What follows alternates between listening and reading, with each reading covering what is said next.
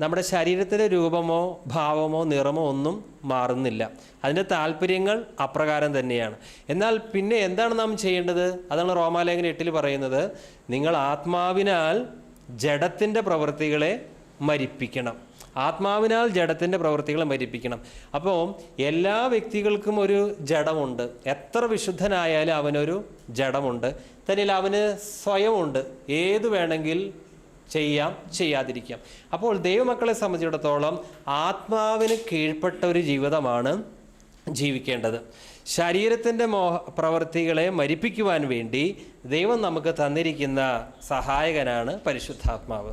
ഈ പരിശുദ്ധാത്മാവിനെ നാം അനുസരിക്കാതിരിക്കുമ്പോൾ നമ്മുടെ മനുഷ്യാത്മാവ് ദുഃഖിക്കും, പരിശുദ്ധാത്മാവും വേദനിക്കും. അപ്പോൾ രക്ഷിക്കപ്പെട്ടൊരു ദൈവ പൈതലെ ഏതെങ്കിലും പാപത്തിലേക്ക് ജഡമോഹങ്ങളിലേക്ക് വീഴുമ്പോൾ മാരകമായ പാപമല്ല ഉദ്ദേശിക്കുന്നത്, അവൻ്റെ പരിശുദ്ധാത്മാവ് വേദനിക്കുന്നു. കാരണം ഇവർ രണ്ടുപേരും എപ്പോഴും ഒരു കമ്പനി ആയതുകൊണ്ട് പരിശുദ്ധാത്മാവ് വേദനിച്ചാൽ മനുഷ്യാത്മാവിലും ആ ദുഃഖം വ്യാപരിക്കും. അപ്പോൾ പലപ്പോഴും നമ്മുടെ ക്രിസ്തീയ ജീവിതത്തിൽ രക്ഷിക്കപ്പെട്ടിട്ടും സ്നാനപ്പെട്ടിട്ടും സഭാരാധനയ്ക്ക് പോയിട്ടും പലപ്പോഴും വേണ്ടത്ര സന്തോഷം പ്രാപിക്കാൻ പറ്റാത്തതിൻ്റെ കാരണം നമ്മളെപ്പോഴും ദൈവാത്മാവിനെ അനുസരിക്കുന്നില്ല എന്നുള്ളതാണ്. ആത്മാവിനെ എപ്പോഴും അനുസരിക്കുന്നുവെങ്കിൽ നമുക്ക് എപ്പോഴും സന്തോഷം ഉണ്ടായിരിക്കും. ആത്മാവിന് വിരോധമായിട്ട് നമ്മൾ പല കാര്യങ്ങൾ പ്രവർത്തിക്കുകയോ പദ്ധതി രൂപീകരിച്ച് അതിന് പ്രകാരം ജീവിക്കുകയോ ഒക്കെ ചെയ്യുമ്പോഴാണ് അസ്വസ്ഥതയും പ്രയാസവും ബുദ്ധിമുട്ടൊക്കെ സംഘർഷങ്ങളൊക്കെ ഉണ്ടാകുന്നത്. അതുകൊണ്ട് തിരുവചനം പറയുന്ന പോലെ ജഡത്തെ നിങ്ങൾ അനുസരിച്ചാൽ മരിക്കും നിശ്ചയം. അപ്പോൾ ഇവിടെ വളരെ വ്യക്തമായൊരു കാര്യം, നാം വീണ്ടും ജനിച്ചു, അതിൽ സംശയമില്ല. നാം രക്ഷിക്കപ്പെട്ടു, സംശയമില്ല. പരിശുദ്ധാത്മാവ് നോക്കുന്നത് സംശയമില്ല. പക്ഷേ അങ്ങനെയുള്ള റോമാ വിശ്വാസികളോടാണ് അപ്പസ്തോലൻ പരിശുദ്ധാത്മാവിൽ പ്രബോധിപ്പിക്കുന്നത്, നിങ്ങൾ ജഡത്തിൻ്റെ പ്രവൃത്തികളെ അനുസരിച്ചാൽ നിങ്ങൾ മരിക്കും നിശ്ചയം. ഇത് ശാരീരികമായ മരണമല്ല. അപ്പോൾ എപ്പോഴും എന്നിലൊരു ജഡമുണ്ട്, ഇതിൻ്റെ മോഹങ്ങളെ ഞാൻ പൂർത്തീകരിക്കുകയല്ല വേണ്ടത്, ആത്മാവിനാൽ ഇതിൻ്റെ പ്രവൃത്തികളെ ഞാൻ മരിപ്പിക്കുകയാണ് വേണ്ടത് എന്നുള്ളൊരു ബോധ്യം എല്ലാ ദൈവമക്കൾക്കും ഉണ്ടായിരിക്കണം. റോമർ 8:4 ജഡത്താലുള്ള ബലഹീനത നിമിത്തം ന്യായപ്രമാണത്തിന് കഴിയാത്തതിനെ ദൈവം തൻ്റെ പുത്രനെ പാപജഡത്തിൻ്റെ സാദൃശ്യത്തിലും പാപനിമിത്തവും അയച്ചു. ഒന്നുകൂടി ആ വാക്യം സാവകാശമായി. ജഡത്താലുള്ള ബലഹീനത നിമിത്തം ന്യായപ്രമാണത്തിന് കഴിയാത്തതിനെ, അതായത് ജഡത്താലുള്ള ബലഹീനത നിമിത്തം ന്യായപ്രമാണത്തിന് കഴിയാത്തത് എന്ന് വെച്ചാൽ ഈ യഹൂദ ജനത അവരുടെ ശാരീരിക ശക്തി കൊണ്ട് ദൈവത്തെ പ്രസാദിപ്പിക്കുവാൻ അവർ ആഗ്രഹിച്ചു. അവർക്ക് ധാരാളം ബലികളും ഹോമയാഗങ്ങളൊക്കെ ദൈവം കൊടുത്തിരുന്നു. ശുദ്ധീകരണത്തിനായുള്ള അനേക നിയമങ്ങൾ. അവർ അവരുടെ ശരീരത്തിൻ്റെ കഴിവ് കൊണ്ട് പരമാവധി ആ ദൈവം കൊടുത്തിരിക്കുന്ന ആ വിശുദ്ധിയുടെ പ്രമാണം പൂർണ്ണമായിട്ട് അനുസരിക്കുവാനായവർക്ക് ആഗ്രഹമുണ്ടായിരുന്നു. പക്ഷേ ദൈവത്തിൻ്റെ ആ വിശുദ്ധിയുടെ പ്രമാണം 100% നിറവേറ്റാൻ അവർക്ക് കഴിഞ്ഞില്ല. അതിൻ്റെ കാരണം ന്യായപ്രമാണത്തിൻ്റെ ദൈവം കൊടുത്തിരിക്കുന്ന നിയമത്തിൻ്റെ എന്തെങ്കിലും അപാകത കൊണ്ടല്ല, പിന്നെയോ ജഡത്തിൻ്റെ ബലഹീനത നിമിത്തമാണ്. അപ്പം ഇന്നും അങ്ങനെ തന്നെയാണ്. നമ്മുടെ സ്വന്തം ജഡത്തിൻ്റെ ശക്തി കൊണ്ട് നമുക്ക് ദൈവത്തിൻ്റെ കൽപ്പനകൾ പൂർണ്ണമായിട്ട് അനുസരിക്കാൻ പറ്റില്ല. പിന്നെയോ പരിശുദ്ധാത്മാവിൻ്റെ സഹായത്താൽ മാത്രമേ നമുക്ക് ദൈവത്തിന് പ്രസാദകരമായ ഒരു ജീവിതം ജീവിക്കുവാനും ഈ വചനം പാലിക്കാനും നമുക്ക് സാധിക്കുകയുള്ളൂ. അപ്പോൾ ഇവിടെ ഒന്നുകൂടി വായിക്കാം. ജഡത്താൽ ഉള്ള ബലഹീനത നിമിത്തം ന്യായപ്രമാണത്തിന് കഴിയാത്തതിനെ ദൈവം തൻ്റെ പുത്രനെ പാപജഡത്തിൻ്റെ സാദൃശ്യത്തിലും, ദൈവം തൻ്റെ പുത്രനെ പാപജഡത്തിൻ്റെ സാദൃശ്യത്തിൽ.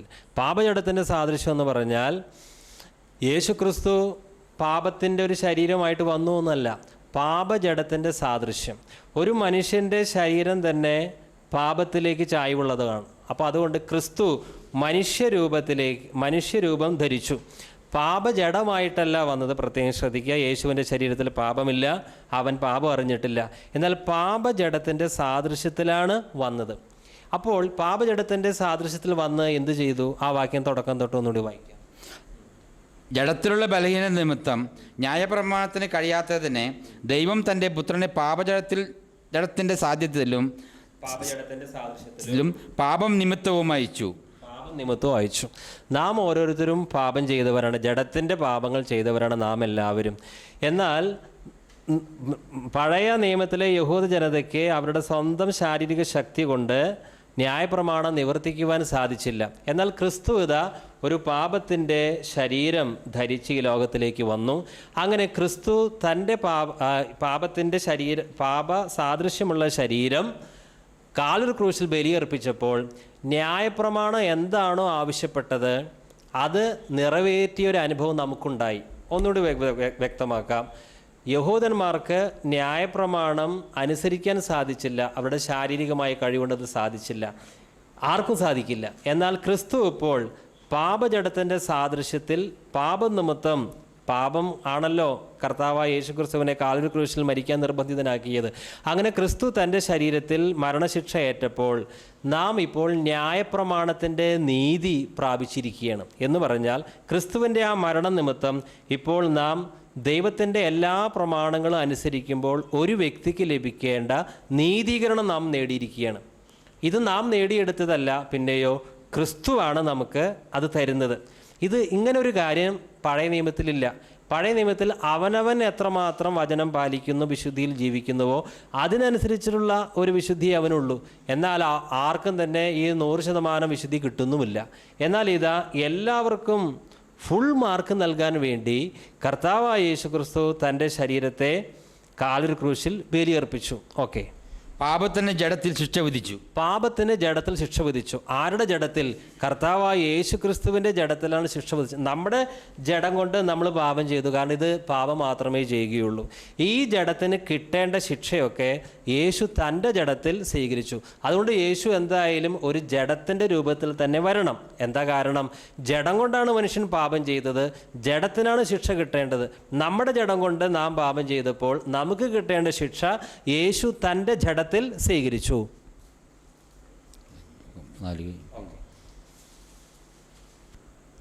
മത്തായി സുവിശേഷം 26-ാം അധ്യായം 41-ാം വാക്യം. പരീക്ഷയിൽ അകപ്പെടാതിരിപ്പാൻ ഉണർന്നിരുന്ന് പ്രാർത്ഥിപ്പിൻ. ആത്മാവ് ഒരുക്കമുള്ളത്, ജഡമോ ബലഹീനമത്രേ എന്ന് പറഞ്ഞു. ആത്മാവ് ഒരുക്കമുള്ളത്, ജഡമോ ബലഹീനമത്രേ. അപ്പോൾ ഈ മനുഷ്യ ആത്മാവിന് ദൈവത്തിൻ്റെ കൽപ്പനകൾ ചെയ്യുവാൻ ആഗ്രഹമുണ്ട്, അല്ലേ? മനുഷ്യാത്മാവും പരിശുദ്ധാത്മാവും ഒരുമിച്ചിരിക്കുന്നത് കൊണ്ട് ദൈവത്തെ പ്രസാദിപ്പിക്കാനാണ് ആഗ്രഹം. പക്ഷേ ഇവിടെ കർത്താവ് പറയുന്നത്, ആ സന്ദർഭം നമുക്കറിയാം, ഉണർന്നിരുന്ന് പ്രാർത്ഥിക്കാനായിട്ട് പറഞ്ഞു. അപ്പോൾ പ്രാർത്ഥിക്കേണ്ടത് ആവശ്യമാണെന്ന് ശിഷ്യന്മാരുടെ മനുഷ്യാത്മാവിന് അറിയാം. പക്ഷേ ആത്മാവ്, ആ ദൈവത്തിൻ്റെ കൽപ്പന, കർത്താവിൻ്റെ ആ വചനം, ഇപ്പോൾ പ്രാർത്ഥിക്കണം എന്നുള്ള വചനം പാലിക്കുവാൻ ആത്മാവ് ഒരുക്കമുള്ളതായിരുന്നെങ്കിലും ശരീരം ബലഹീനമായിരുന്നു. അപ്പോൾ നമുക്കൊരു ബലഹീനമായൊരു ശരീരമാണ് കിട്ടിയിട്ടുള്ളത്. എന്നാൽ ദൈവത്തിൻ്റെ ആത്മാവിനനുസരിച്ചാൽ അതിജീവിക്കാൻ സാധിക്കും. റോമാലേഖനം 8-ാം അധ്യായം 7-ാം വാക്യം.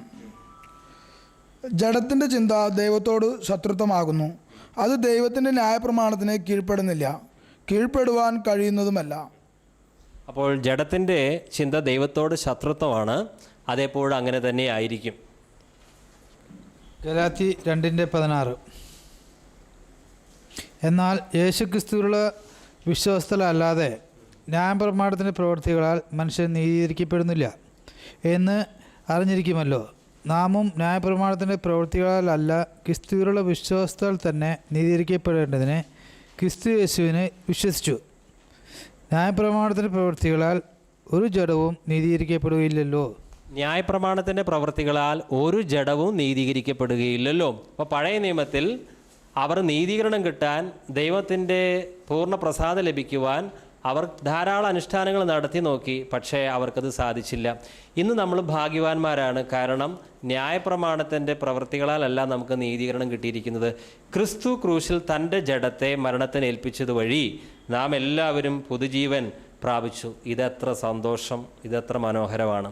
സ്തുതി സ്തുതി എൻ മനമേ, സ്തുതികളിൽ ഉന്നതനേ, നാഥൻ നാൾതോറും ചെയ്ത നന്മകളോർത്ത് പാടുക നീ എന്നും മനമേ, പാടുക നീ എന്നും മനമേ. നാഥൻ നാൾതോറും ചെയ്ത നന്മകളോർത്ത് പാടുക നീ എന്നും മനമേ, പാടുക നീ എന്നും മനമേ. അമ്മയെപ്പോലെ നാഥൻ താലോലിക്കുമ്പോൾ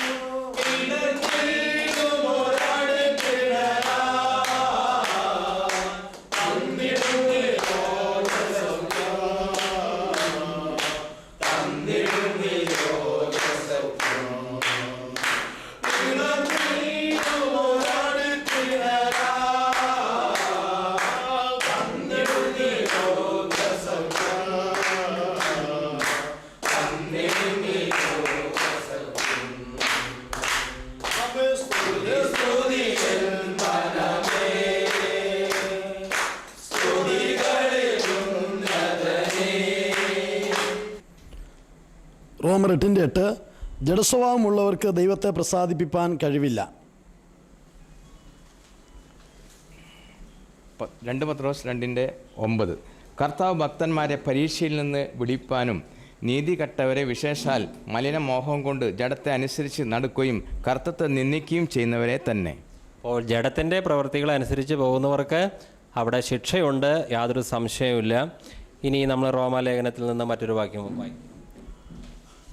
റോമ 3:20 അതുകൊണ്ട് ന്യായപ്രമാണത്തിൻ്റെ പ്രവൃത്തികളാൽ ഒരു ജഡവും അവൻ്റെ സന്നിധിയിൽ നീതീകരിക്കപ്പെടുകയില്ല. ന്യായപ്രമാണത്തിന്റെ പ്രവൃത്തികൾ നീതീകരിക്കപ്പെടുന്നില്ല. ന്യായപ്രമാണത്താൽ പാപത്തിൻ്റെ പരിജ്ഞാനം അത്ര വരുന്നത്. അപ്പോൾ ന്യായപ്രമാണത്താൽ പാപത്തിൻ്റെ പരിജ്ഞാനം, പാപത്തെക്കുറിച്ചുള്ള ബോധ്യം കിട്ടുന്നു എന്നല്ലാതെ ഒരിക്കലും ദൈവസന്നിധിയിൽ നീതീകരണമില്ല. കാരണം ദൈവം തന്നിരിക്കുന്ന ആ പ്രമാണങ്ങൾ അത് 100% പൂർത്തീകരിക്കുവാൻ സാധിക്കുന്നില്ല. യാക്കോബ് 2:10 ഒരുത്തൻ ന്യായപ്രമാണം മുഴുവനും അനുസരിച്ച് നടന്നിട്ടും ഒന്നിൽ തെറ്റിയാൽ അവൻ സകലത്തിനും കുറ്റക്കാരനായി തീർന്നു. അതുകൊണ്ടാണ് ഒരിക്കലും ന്യായപ്രമാണം കൊണ്ട് നീതീകരണമില്ലാതെ 99% കാര്യത്തിലും ഒരു യഹൂദൻ ദൈവത്തിൻ്റെ പ്രമാണത്തോട് വിശ്വസ്ത പുലർത്തിയാൽ ഏതെങ്കിലും ഒന്നിൽ തെറ്റിയാൽ തെറ്റി. ഇപ്പോൾ എല്ലാ കൽപ്പനകളും അവന് പാലിക്കാം. ഇപ്പോൾ ഒരു കൽപ്പന, മോഹിക്കരുത്. അവൻ കൊല്ലുന്നില്ല, വ്യഭിചരിക്കുന്നില്ല, മറ്റു പല ഒന്നും ചെയ്യുന്നില്ല. പക്ഷേ ഹൃദയത്തിലൊരു മോഹം വന്നാൽ അതും ഒരു പ്രമാണ ലംഘനമാണ്.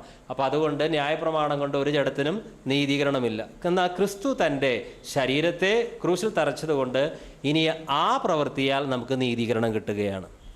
1 പത്രോസ് 3:18 ക്രിസ്തുവും നമ്മെ ദൈവത്തോട് അടുപ്പിക്കേണ്ടതിന് നീതിമാനായ നീതികെട്ടവർക്ക് വേണ്ടി പാപനിമിത്തം ഒരിക്കൽ കഷ്ടം അനുഭവിച്ചു. ജഡത്തിൽ മരണശിക്ഷ ഏൽക്കുകയും ആത്മാവിൽ ജീവിപ്പിക്കുകയും ചെയ്തു. അപ്പോൾ ജഡത്തിൽ കർത്താവായ യേശുക്രിസ്തു മരണശിക്ഷ ഏറ്റേ മതിയാകുകയുള്ളൂ. കാരണം ജഡികരായ നമുക്ക് നീതീകരണം കിട്ടാൻ ക്രിസ്തുവിൻ്റെ മരണം കൊണ്ട് മാത്രമേ സാധിക്കുകയുള്ളൂ. റോമർ 8:13 നിങ്ങൾ ജഡത്തെ അനുസരിച്ച് ജീവിക്കുന്നു എങ്കിൽ മരിക്കും നിശ്ചയം. ആത്മാവിനാൽ ശരീരത്തിൻ്റെ പ്രവൃത്തികളെ മരിപ്പിക്കുന്നു എങ്കിലോ നിങ്ങൾ ജീവിക്കും. ആത്മാവിനാൽ ശരീരത്തിൻ്റെ പ്രവൃത്തികളെ മരിപ്പിക്കുന്നുവെങ്കിലോ നിങ്ങൾ ജീവിക്കും. അപ്പോൾ ഇവിടെ ഒരു കാര്യം ശ്രദ്ധിക്കേണ്ടത്, ജഡത്തെ അതിൻ്റെ ഓരോ പ്രവൃത്തികൾ കുറേശ്ശെയായിട്ട് കൊല്ലുകയല്ല, പിന്നെയോ ജഡത്തെ പൂർണ്ണമായിട്ട് മരിപ്പിക്കണം. ഈ ലോകത്തിലെ മനുഷ്യരൊക്കെ ചെയ്യാൻ ആഗ്രഹിക്കുന്നത് 10 സിഗരറ്റ് വലിക്കുന്നവൻ അത് 2 ചുരുക്കുക, കുറേ മദ്യപിക്കുന്നവൻ അല്പം മദ്യപിക്കുക, അങ്ങനെ ഈ പാപത്തിൻ്റെ മേൽ ജയം പ്രാപിക്കുക എന്നുള്ളതാണ്. എന്നാൽ ഇവിടെ കാണുന്നത് അങ്ങനെ അധികമുള്ളതിനെ കുറച്ചാക്കുകയില്ല, അതിന് മരിപ്പിക്കുക എന്നുള്ളതാണ്. മരിപ്പിച്ചാൽ പിന്നെ ഇപ്പോൾ ഒരു മാവ്, അതിൽ ചീത്ത മാങ്ങയാണ്, പുളിമാങ്ങയാണ് ഉണ്ടാകുന്നത്. എല്ലാ മാങ്ങയും പൊട്ടിച്ചാലും അടുത്ത വർഷം വരുമ്പോൾ വീണ്ടും അതേ പുളിമാങ്ങ കായ്ക്കും. ഒരിക്കലും പുളിമാങ്ങ ഉണ്ടാകാതിരിക്കാൻ ചെയ്യേണ്ടത് എന്താണ്? ആ മരത്തെ തന്നെ വെട്ടിക്കളയുക എന്നുള്ളതാണ്. അതുകൊണ്ട് ഇവിടെ ജഡത്തിൻ്റെ ഏതാനും പാപങ്ങൾ അവശേഷിപ്പിച്ച് ബാക്കിയുള്ള പാപങ്ങളിനെ കുറച്ച് കൊണ്ടുവരികയല്ല, പിന്നെയോ ഇതിനെ മരിപ്പിക്കുകയാണ് വേണ്ടത്. അതാണ് ജഡത്താൽ ജനിച്ചത് ജഡമാണ്, അതുകൊണ്ട് മരിക്കണം. അപ്പോൾ അതിനു വേണ്ടിയാണ് നമുക്ക് വീണ്ടും ജനനം കിട്ടിയിട്ടുള്ളത്. ഈ ഭാഗം ഒന്ന് വായിക്കും. 1 കൊരിന്ത്യർ 3:1-4 വരെയുള്ള വാക്യങ്ങൾ. എന്നാൽ സഹോദരന്മാരെ, നിങ്ങളോട് എനിക്ക് ആത്മീയരോട് എന്ന പോലെ അല്ല, ജഡീകന്മാരോട് എന്ന പോലെ, ക്രിസ്തുവിൽ ശിശുക്കളായവരോട് എന്ന പോലെ അത്രേ സംസാരിപ്പാൻ കഴിഞ്ഞുള്ളൂ. ഭക്ഷണമല്ല, പാലത്രേ ഞാൻ നിങ്ങൾക്ക് തന്നത്. ഭക്ഷിപ്പാൻ നിങ്ങൾക്ക് കഴിവില്ലായിരുന്നു, ഇപ്പോഴും കഴിവായിട്ടില്ല. ഇന്നും നിങ്ങൾ ജഡീകന്മാരല്ലോ. നിങ്ങളുടെ ഇടയിൽ ഈർഷ്യയും പിണക്കവും ഇരിക്കെ നിങ്ങൾ ജഡീകന്മാരും ശേഷം മനുഷ്യരെ പോലെ നടക്കുന്നവരുമല്ലയോ? ഒരുത്തൻ ഞാൻ പൗലോസിൻ്റെ പക്ഷക്കാരനെന്നും മറ്റൊരുത്തൻ ഞാൻ അപ്പൊല്ലോസിൻ്റെ പക്ഷക്കാരനെന്നും പറയുമ്പോൾ നിങ്ങൾ സാധാരണ മനുഷ്യരല്ലയോ?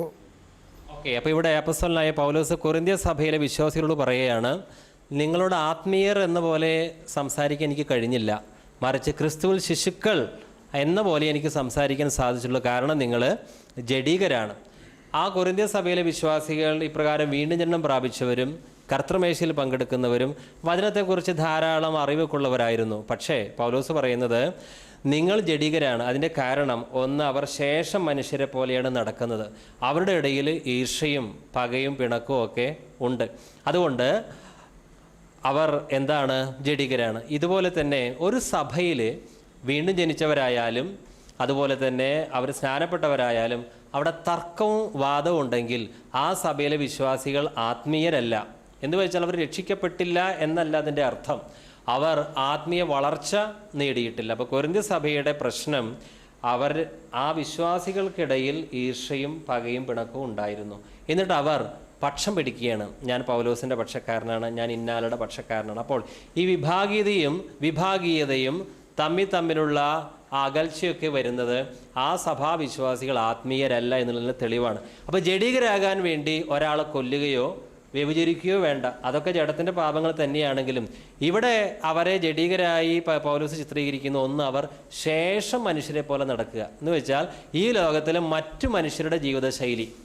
അപ്പോൾ ഇത് തന്നെയാണ് വിശ്വാസികൾക്ക് പറ്റുന്ന ഒരു അപകടവും. അവർ ലോകത്തിലെ മറ്റു മനുഷ്യരെ അനുകരിക്കുകയും അവരുടേതായിട്ടുള്ള ശൈലിയിൽ ഒരു ജീവിതവും കെട്ടിപ്പടുക്കാൻ ശ്രമിക്കുമ്പോൾ അവർ ജഡികരായി തീരുകയാണ് ചെയ്യുന്നത്. മറ്റുള്ള ഈ ലോകത്തിലെ ലൗകികരായ മനുഷ്യർ എന്തിനു പ്രാധാന്യം കൊടുക്കുന്നു, അതേ പ്രാധാന്യം തന്നെ ദൈവമക്കളും കൊടുക്കാൻ തുടങ്ങിയാൽ അവരും ജഡികരായി തീരും വിശ്വാസികൾ. അപ്പോൾ വഴക്ക് ഇനി നമ്മുടെ ഉള്ളിൽ തന്നെ ഈ തർക്കത്തിൻ്റെയും വാദത്തിൻ്റെയും ഒരു പ്രത്യേക ഒരാവേശം ഉണ്ടെങ്കിൽ നമ്മളും ആത്മീയരല്ല, നമ്മളും ശിശുക്കളാണ്. ഇനി നമ്മൾ എബ്രായ ലേഖനത്തിൽ നിന്ന് വായിക്കും. എബ്രായ ലേഖനം 5-ാം അധ്യായം 11 മുതൽ 14 വരെയുള്ള വാക്യങ്ങൾ. ഇതിനെക്കുറിച്ച് ഞങ്ങൾക്ക് വളരെ പറവാനുണ്ട്, എങ്കിലും നിങ്ങൾ കേൾപ്പാൻ മാന്യമുള്ളവരായി തീർന്നതുകൊണ്ട് തെളിയിച്ചു തരുവാൻ വിഷമം. കാലം നോക്കിയാൽ ഇപ്പോൾ ഉപദേഷ്ടാക്കന്മാരായിരിക്കേണ്ടുന്ന നിങ്ങൾക്ക് ദൈവത്തിൻ്റെ അരുളപ്പാടുകളുടെ ആദ്യ പാഠങ്ങളെ തന്നെ വീണ്ടും ഉപദേശിച്ചു തരുവാൻ ആവശ്യമായിരിക്കുന്നു. കട്ടിയായുള്ള ആഹാരമല്ല, പാലത്രേ നിങ്ങൾക്ക് ആവശ്യമെന്ന് വന്നിരിക്കുന്നു. പാൽ കുടിക്കുന്നവനെല്ലാം നീതിയുടെ വചനത്തിൽ പരിചയമില്ലാത്തവനത്രേ. അവൻ ശിശുവല്ലോ. കട്ടിയായുള്ള ആഹാരം നന്മതിന്മകളെ തിരിച്ചറിവാൻ തഴക്കത്താൽ അഭ്യസിച്ച ഇന്ദ്രിയങ്ങളുള്ളവരായി പ്രായം തികഞ്ഞവർക്കേ പറ്റുകയുള്ളൂ. ഇവിടെ എബ്രായ ലേഖനത്തിലും നമ്മൾ വായിക്കുന്നത് അവർക്ക് പാലാണ് ആവശ്യം, കട്ടിയായ ആഹാരം അവർക്ക് ദഹിക്കുന്നില്ല. എന്ന് വെച്ചാൽ പൗലോസിന് ഈ എബ്രായ വിശ്വാസികൾക്ക് ധാരാളം ആത്മീയമായി ഉയർന്ന പാഠങ്ങൾ പഠിപ്പിച്ചു കൊടുക്കണമെന്ന് ആഗ്രഹമുണ്ട്, പക്ഷേ സാധിക്കുന്നില്ല. എന്താ കാരണം? ഇവരുടെ ആത്മീയ നിലവാരം വളരെ വളരെ ലോ ആണ്, താഴെയാണ് നിൽക്കുന്നത്. ഇത് നമ്മുടെ ജീവിതത്തിലും നമ്മൾ ജഡത്തിൻ്റെ പ്രവൃത്തികൾ ചെയ്യുകയാണെങ്കിൽ ഉന്നതമായ ആത്മീയ സന്ദേശം ദൈവം നമ്മെ കേൾപ്പിക്കുകയില്ല. അതിനിപ്പോൾ പറ്റിയ ക്ലാസ്സുകളോ പ്രബോധനങ്ങളോ നമുക്ക് കേൾക്കാൻ ഇടവരികയില്ല. കാരണം ആത്മീയമായി വളർച്ച പ്രാപിക്കുവാനായിട്ട് അതിന് തക്ക പക്വതയുള്ളവർക്ക് ദൈവം അത് കേൾപ്പിക്കുകയുള്ളൂ. കാരണം ഇപ്പോൾ 2-ാം ക്ലാസ്സിലെ ഒരു കുട്ടിയുടെ 2-ാം ക്ലാസ്സിൽ വന്ന് ഒരു ബിരുദ ക്ലാസ്സിൽ പഠിപ്പിക്കുന്ന വിഷയങ്ങൾ 2-ാം ക്ലാസ്സിൽ ഒരു അധ്യാപകൻ പഠിപ്പിക്കുകയില്ല. അതിൻ്റെ കാരണം അധ്യാപകൻ അറിയാം ഈ കുട്ടിയുടെ നിലവാരം ഇതാണ്, 2-ാം ക്ലാസ്സിലെ കാര്യങ്ങൾ മാത്രമേ അവന് മനസ്സിലാകുകയുള്ളൂ. അപ്പോൾ ദൈവത്തിനും ബുദ്ധിയുള്ളവനാണ്. പലപ്പോഴും ആത്മീയമായി നമ്മളെ വളർത്തുവാൻ പര്യാപ്തമായ പല ക്ലാസ്സുകളും പ്രസംഗങ്ങളും നമുക്കും കേൾക്കുവാൻ സാധിക്കാത്തതിൻ്റെ കാരണം നമ്മുടെ ആത്മീയ നിലവാരം തന്നെ വളരെ കുറഞ്ഞിരിക്കുകയാണ് ചെയ്യുന്നത്. അപ്പോൾ 2-ാം ക്ലാസ്സിലെ കുട്ടി എന്നും 2, 4 അങ്ങനെയുള്ള കൊച്ചു കൊച്ചു കാര്യങ്ങൾ കേട്ടാൽ മതി, അവനെ അതുകൊണ്ട് അവൻ തൃപ്തിപ്പെടും. പക്ഷേ 10-ലെ കുട്ടിയോ BA പഠിക്കുന്ന കുട്ടിയോ 2, 4 എന്ന് കേട്ടാൽ അവന് തൃപ്തിയാകുകയില്ല. കാരണം അവൻ കൂടുതൽ ആത്മീയമായിട്ട് വളരാനാണ് അവൻ്റെ ആഗ്രഹം. അപ്പോൾ ഇവിടെ ഈ പൗലോസിന് ധാരാളം ആത്മീയ മർമ്മങ്ങൾ ദൈവം വെളിപ്പെടുത്തി കൊടുത്തിരുന്നു. അപ്പോൾ പൗലോസിൻ്റെ ആഗ്രഹം ഈ എബ്രായ വിശ്വാസികൾക്ക് താൻ ദൈവത്തിൽ നിന്ന് പ്രാപിച്ച ഈ ആത്മീയമായ ദൂതുകളൊക്കെ ഇവരെ പഠിപ്പിക്കണം. പക്ഷേ ഇവരുടെ അടുത്തേക്ക് ക്ലാസ് എടുക്കാൻ ചെല്ലുമ്പോൾ ഇദ്ദേഹത്തിനത് സാധിക്കുന്നില്ല. കാരണം ഇവർ ശിശുക്കളാണ്. അപ്പോൾ കട്ടിയുള്ള ആഹാരം എന്ന് പറഞ്ഞാൽ എന്താണ്? ആത്മീയമായിട്ട് കൂടുതലായി വളർച്ചയ്ക്ക് സഹായകമായിട്ടുള്ള ആഴമായ സുവിശേഷ സത്യങ്ങളാണ് പൗലോസ് ആഗ്രഹിച്ചത്. പക്ഷേ പൗലോസിന് അത് അവർക്ക് പറഞ്ഞു കൊടുക്കുവാനായിട്ട് സാധിച്ചില്ല. ഇനി ഇപ്പോൾ ഒരു സഭ മൊത്തം ഇപ്രകാരം ജഡീകരാണെന്ന് കരുതുക, മൊത്തം ആത്മീയമായ ശിശുക്കളെയാണ് ഇവിടെ ജഡീകരെന്ന് പൗലോസ് വിളിക്കുന്നത്. മൊത്തം സഭയിലെ എല്ലാ വിശ്വാസികളും ശിശുക്കളാണെങ്കിൽ സാധാരണയായിട്ട് അവിടെ കേൾക്കുന്ന പ്രസംഗവും വളരെ താണ നിലവാരത്തിലുള്ളതായിരിക്കും. അപ്പം അതുകൊണ്ട് കർത്താവേ പലപ്പോഴും ആത്മീയമായുള്ള മെച്ചപ്പെട്ട ദൂതുകൾ കേൾക്കുവാൻ എനിക്ക് അവസരമില്ലാത്തതിൻ്റെ കാരണം ഞാൻ തന്നെയാണെന്നുള്ളൊരു തിരിച്ചറിവ് നമുക്കുണ്ടാകണം. നമ്മൾ ആത്മീയമായിട്ട് വളരാനായിട്ടുള്ള ആഗ്രഹം നമുക്കുണ്ടെങ്കിൽ അത് ദൈവം കാണുകയും അതിനുള്ള സാഹചര്യങ്ങളും വ്യക്തികളുമായിട്ടൊക്കെ നമുക്ക് ബന്ധപ്പെടാനായിട്ട് സാധിക്കും. അപ്പോൾ പൗലോസ് പറയുന്നത്, ഞാൻ നിങ്ങൾക്ക് ഉന്നതമായ പല സത്യങ്ങളും പഠിപ്പിക്കുവാനായിട്ടാണ് ആഗ്രഹിച്ചത്, പക്ഷേ എന്ത് ചെയ്തില്ല, എനിക്കത് സാധിച്ചില്ല. 1 കൊരിന്ത്യർ 1:6 ക്രിസ്തുവിൻ്റെ സാക്ഷ്യം നിങ്ങളിൽ ഉറപ്പായിരിക്കുന്നത് പോലെ അവനിൽ നിങ്ങൾ സകലത്തിലും വിശേഷാൽ സകല വചനത്തിലും സകല പരിജ്ഞാനത്തിലും സമ്പന്നരായി തീർന്നു. അപ്പോൾ ഇവിടെ അപ്പസ്തലനായ പൗലോസ് പറയുന്നത് സകല വചനത്തിലും അവർ സമ്പന്നരായി തീർന്നു എന്നാണ്. അപ്പോൾ ഇവർക്ക് വചനം അറിയാത്തവരായിരുന്നില്ല. പിന്നെയോ വചനം അറിയാത്തവരായിരുന്നില്ല, അവർക്കെല്ലാം അറിയാം. ഇതൊക്കെ അറിഞ്ഞിട്ടും അവരെന്തായി മാറി? ജഡികരായി. അപ്പോൾ ഇതിൽ നിന്ന് ഒരു കാര്യം നമ്മൾ പഠിക്കേണ്ടത്, ഈ ബൈബിൾ ധാരാളം വായിക്കുന്നത് വളരെ നല്ല കാര്യമാണ്. എന്നാൽ ഈ ധാരാളം അറിവ് നമുക്ക് വചനത്തിലൂടെ കിട്ടുകയും നമ്മൾ ജഡത്തിൻ്റെ പ്രവൃത്തികൾ ചെയ്യുകയും ചെയ്യുകയാണെങ്കിലോ നമ്മൾ ജഡികരാണ്. അപ്പോൾ അതുകൊണ്ട് ഇന്നത്തെ ഒരു വലിയൊരു അപകടം, ബൈബിൾ പലർക്കും അറിയാം, വാക്യങ്ങൾ അറിയാം, ധാരാളം വായിക്കുന്നുണ്ട്, പക്ഷേ അവർ ആത്മീയരായിട്ട് തീരാൻ സാധിക്കുന്നില്ല. അവർക്കറിവുണ്ട്. ഇപ്പോൾ കൊരിന്ത്യ വിശ്വാസികൾക്ക് സകല വചനത്തെ സംബന്ധിച്ച് പരിജ്ഞാനമുണ്ട്. മാത്രമല്ല അവർക്ക് കൃപാവരങ്ങളും കുറവുള്ളവരല്ല. നല്ല പരിശുദ്ധാത്മാവിൻ്റെ ശക്തി അവരിലൂടെ ശക്തമായിട്ട് വെളിപ്പെടുന്നുണ്ടായിരുന്നു. പക്ഷേ അവർ ജഡികരായിരുന്നു. അതിന് കാരണം പരിശുദ്ധാത്മാവിനെ അനുസരിക്കാതെ ജഡത്തിൻ്റെ പ്രവൃത്തികളിലൂടെയാണ് ഒരുവൻ പോകുന്നതെങ്കിൽ അവൻ ബൈബിൾ വായിച്ചാലും അവൻ ജഡികനായിട്ട് തന്നെ തുടരും. ഇനി ഒരുവൻ നന്നായിട്ട് പ്രസംഗിച്ചാലും നല്ല വചനം കോട്ട് ചെയ്ത് പ്രസംഗിച്ചാലും അവൻ്റെ രഹസ്യവും പരസ്യവുമായ ജീവിതത്തിൽ ജഡത്തിൻ്റെ പ്രവൃത്തികൾ ആണ് ചെയ്യുന്നതെങ്കിൽ അവൻ ആത്മീയമായി വളർന്നവനല്ല.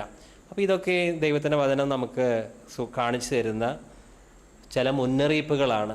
കുറേ അറിവുള്ള ജഡികന്മാർ, വചനത്തെ സംബന്ധിച്ച് അറിവുള്ള ജഡികന്മാർ നമ്മൾ ആകരുത്. നല്ല പ്രസംഗം പ്രസംഗിച്ചിട്ട് ജഡത്തിൻ്റെ പ്രവൃത്തികളിലേക്ക് പോയാൽ കൂടുതൽ ശിക്ഷാവധി കിട്ടും. അതുകൊണ്ടാണ് യാക്കോബ് അപ്പോസ്തലൻ പറയുന്നത്, അധികം ശിക്ഷാവധി വരാതിരിക്കേണ്ടതിന് നിങ്ങളിൽ ആരും എന്ത് ചെയ്യരുത്? ഉപദേഷ്ടാക്കന്മാർ ആകരുത്. ഉപദേശിക്കരുത് എന്നല്ല പറയുന്നത്. ഈ ജഡപ്രകാരം ജീവിച്ചിട്ട് ഉപദേശിക്കുകയാണെങ്കിൽ ഉപദേശിക്കുന്നവന് തന്നെയായിരിക്കും ഏറ്റവും വലിയ ശിക്ഷാവധി.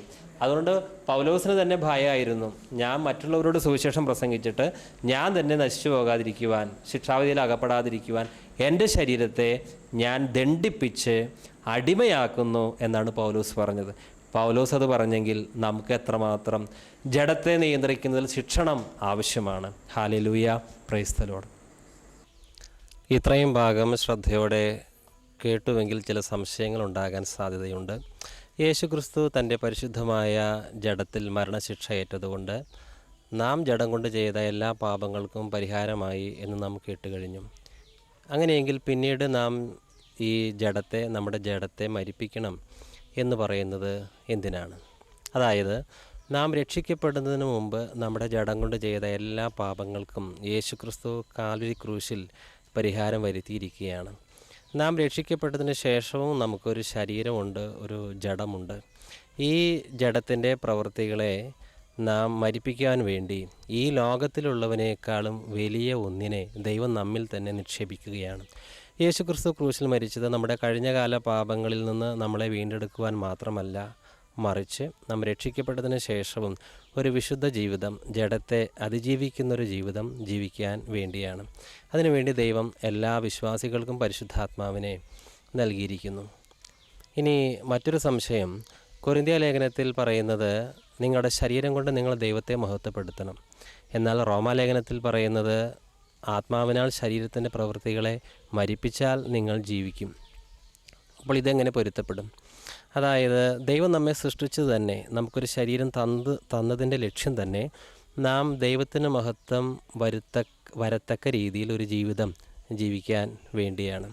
ഈ ശരീരം അതിൽ തന്നെ പാപമല്ല എന്ന് നാം കേട്ട് കഴിഞ്ഞു. എന്നാൽ ഈ ശരീരത്തിൻ്റെ അവയവങ്ങളിൽ പാപത്തിൻ്റെ ഒരു പ്രമാണം വ്യാപരിക്കുന്നുണ്ട്. അതാണ് ജഡം. ഈ ജഡത്തിൻ്റെ പ്രവൃത്തികളെ നാം നിഹനിച്ചാൽ മാത്രമേ നമ്മുടെ ശരീരം കൊണ്ട് ദൈവത്തിന് മഹത്വം ലഭിക്കത്തക്ക ഒരു ജീവിതം ജീവിക്കാൻ നമുക്ക് സാധിക്കുകയുള്ളൂ. ശരീരം കൊണ്ട് ദൈവത്തെയാണ് മഹത്വപ്പെടുത്തേണ്ടത്. അത് സാധിക്കുന്നത് നാം പരിശുദ്ധാത്മാവിനാൽ നമ്മുടെ മനുഷ്യാത്മാവോട് ചേർന്ന് നിന്ന് ജഡത്തിൻ്റെ ഇച്ഛകൾക്കെല്ലാം നോ ഇല്ല എന്ന് പറയുമ്പോഴാണ് നമ്മുടെ ശരീരം കൊണ്ട് ദൈവത്തെ മഹത്വപ്പെടുത്താൻ സാധിക്കുക. അപ്പോൾ പരിശുദ്ധാത്മാവിൻ്റെ ഇഷ്ടം മാത്രമേ നമ്മുടെ ശരീരം ചെയ്യുകയുള്ളൂ. അങ്ങനെ ദൈവത്തിന് ഹിതകരമായൊരു ജീവിതം ജീവിക്കുവാൻ നമ്മുടെ ശരീരം അതിന് പ്രയോജനമുള്ളതായിട്ട് മാറുന്നു. മറ്റൊരു പ്രധാനപ്പെട്ട കാര്യം, നാം ദൈവത്തിൽ നിന്ന് ജനിക്കുമ്പോൾ ദൈവത്തിൻ്റെ ജീവനാണ് നമുക്ക് കിട്ടുന്നത്. ഈ ദൈവത്തിൻ്റെ ജീവൻ നമുക്ക് കിട്ടുമ്പോൾ ദൈവത്തിൻ്റെ സ്വഭാവവും നമുക്ക് അത് സാധ്യമാണ് ജീവിതത്തിൽ പ്രാവർത്തികമാക്കുവാൻ. നാം ജഡപ്രകാരം ജനിച്ചപ്പോൾ നമുക്ക് മാതാപിതാക്കളുടെ ജീവനും അഥവാ സ്വഭാവവും ലഭിച്ചിട്ടുണ്ട്. ഈ ശരീരത്തിൻ്റെ ആ തനതായ സ്വഭാവത്തെ നശിപ്പിക്കുവാൻ അല്ലെങ്കിൽ ഇല്ലായ്മ ചെയ്യുവാൻ വേണ്ടി ദൈവിക ജീവന് മാത്രമേ സാധിക്കുകയുള്ളൂ. അതുകൊണ്ട് വീണ്ടും ജനിച്ച എല്ലാ ദൈവമക്കളിലും ദൈവത്തിൻ്റെ ജീവനാണ് വ്യാപരിക്കുന്നത്. ഈ ദൈവിക ജീവൻ ഉപയോഗിച്ച് അവർക്ക് തനതായി ലഭിച്ചിരിക്കുന്ന ആ മാനുഷിക ജീവനെ എന്ന് വെച്ചാൽ ആ മനുഷ്യ സ്വഭാവത്തെ, ജഡത്തിൻ്റെ പ്രകൃതത്തെ മരിപ്പിക്കുവാനായി സാധിക്കും. അതുകൊണ്ട് തന്നെ വീണ്ടും ജനിക്കാത്ത ഒരു മനുഷ്യനെ സംബന്ധിച്ചിടത്തോളം അവനിൽ ഒരിക്കലും ദിവ്യ സ്വഭാവം, ദൈവ സ്വഭാവം വെളിപ്പെട്ട് വരികയില്ല.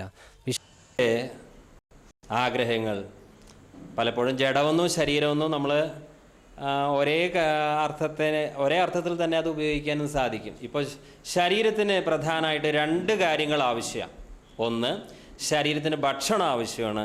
മറ്റൊന്ന്, ശരീരത്തിന് വിനോദം ആവശ്യമാണ്. നമ്മളൊന്ന് ചിരിക്കുന്നത് പാപമല്ല, അതുപോലെ നമ്മൾ ഭക്ഷണം കഴിക്കുന്നതും പാപമല്ല. ശരീരത്തിന് ഭക്ഷണം ആവശ്യമാണ്, ഒരു സന്തോഷത്തിന് ഒന്ന് ചിരിക്കുന്നതും അത് തെറ്റല്ല. പക്ഷേ ഈ 2 കാര്യങ്ങൾ തന്നെ ഇത് അധികരിക്കുകയാണെങ്കിൽ അത് പാപത്തിലേക്ക് നയിക്കും. ഭക്ഷണം തന്നെ കൂടുതൽ അതിനോടുള്ള ആസക്തി വരുമ്പോൾ അത് പാപത്തിലേക്ക് നയിക്കും. ഇനി ശരീരത്തിന് വിനോദത്തിനായുള്ള, രസത്തിനായിട്ടുള്ളൊരു ആഗ്രഹം തന്നെ അത് വർദ്ധിക്കുകയും അങ്ങനെ തെറ്റായ പല കാര്യങ്ങളിലേക്ക് പോവുകയും ചെയ്യുന്നു. ന്യായമായ രീതിയിൽ ജഡത്തിൻ്റെ കാര്യങ്ങൾ, ഇപ്പോൾ ശരീരത്തിന് ഭക്ഷണം ആവശ്യമാണ്, ഒരു രസം ഏതെങ്കിലും രീതിയിൽ, പാപമല്ലാത്ത രീതിയിൽ സന്തോഷം ആവശ്യം തന്നെയാണ്. എന്നാൽ ഇന്ന് മനുഷ്യനെന്ന് ചെയ്യുന്നത്, ജഡത്തിൻ്റെ പാപങ്ങൾ അതിലേക്ക് മനുഷ്യനെ വലിച്ചു കൊണ്ടുപോകുന്നത് ഈ ശരീരത്തിന് രസിക്കുവാനുള്ളൊരാഗ്രഹമുണ്ട്, വിനോദത്തിൽ ഏർപ്പെടുവാൻ. അങ്ങനെ അവർ തെറ്റായ, ദൈവം വിലക്കിയിട്ടുള്ള കാര്യങ്ങളിലേക്ക് ഏർപ്പെടുന്നു. അങ്ങനെ മദ്യപിക്കുന്നു. എന്തിനാണ് മദ്യപിക്കുന്നത്? ശരീരത്തിനൊരു രസത്തിന് വേണ്ടി. എന്തിനാണ് വേണ്ട രീതിയിൽ ദുർനടപ്പിലേക്ക് പോകുന്നത്? ശരീരത്തിന് ഒരു രസം ആവശ്യമാണ്. അപ്പോൾ അതുകൊണ്ട് ശരീരത്തെ എപ്പോഴും നമ്മൾ ശരീരത്തിൻ്റെ ദാഹത്തെ എപ്പോഴും കൺട്രോൾ ചെയ്തില്ല എങ്കിൽ അത് പാപത്തിലേക്ക് നയിക്കും. ജഡത്തിൻ്റെ പ്രവൃത്തികളെക്കുറിച്ച് നമുക്ക് വായിക്കാം. ഗലാത്യ ലേഖനം 5-ാം അധ്യായം 19 മുതൽ 21 വരെയുള്ള വാക്യങ്ങൾ വായിക്കുന്നു.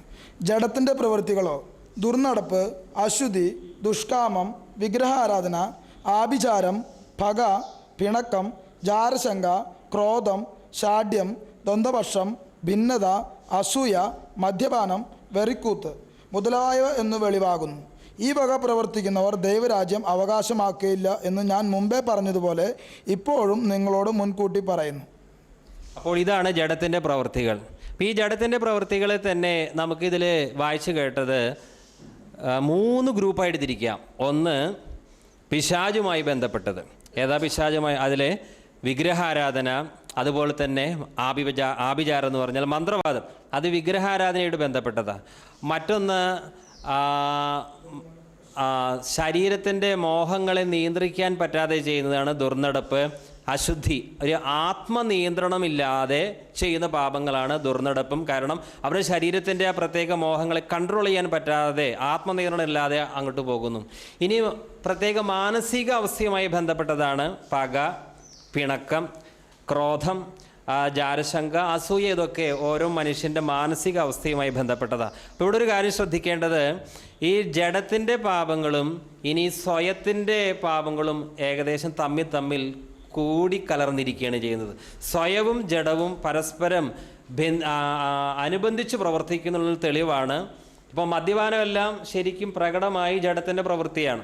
അതുപോലെ തന്നെ വ്യഭിചാരം, അത് ജഡത്തിൻ്റെ പ്രവൃത്തിയാണ്. എന്നാൽ മറ്റുള്ളത് പക, അസൂയൊക്കെ ഈ സ്വയത്തിൻ്റെ കൂടി അല്ല, ദേഹിയുടെ കൂടെ പാപങ്ങളാണ്. അപ്പോൾ ജഡം എന്നുള്ളത് വാസ്തവത്തിൽ ദേഹി പ്ലസ് ശരീരമാണ് ജഡമായിട്ട് വരുന്നത്. രണ്ടും കൂടി ഒരുമിച്ചിട്ടാണ് വരുന്നത്.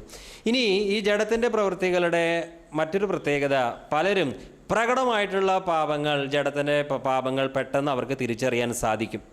എന്ന് വെച്ചാൽ, ഒരാൾ മദ്യപിക്കുമ്പോൾ അറിയാം, ഒരു വിശ്വാസിക്കറിയാം മദ്യപാനം ജഡത്തിൻ്റെ പ്രവൃത്തിയാണ്, അല്ലെങ്കിൽ അറിയാം വ്യഭിചാരം അത് ജഡത്തിൻ്റെ പ്രവൃത്തിയാണ്, ഞാനത് ചെയ്യരുത്, ചെയ്ത നരകത്തിൽ പോകും, അവനൊരു ബോധ്യമുണ്ട്. എന്നാൽ ചില പാപങ്ങൾ ഇത് ജഡത്തിൻ്റെ പാപമാണെന്ന് തിരിച്ചറിയുന്നില്ല. ഇവിടെ നമ്മൾ നേരത്തെ വായിച്ചു ക്രോധം എന്നുള്ളതിനെ മറ്റുള്ള തർജ്ജമയിൽ കാണുന്നത് കോപം എന്നാണ്.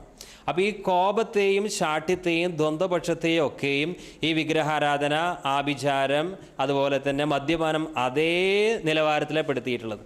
നമ്മളാണെങ്കിൽ ഇവയെ രണ്ട് രീതിയിൽ തരംതിരിക്കും.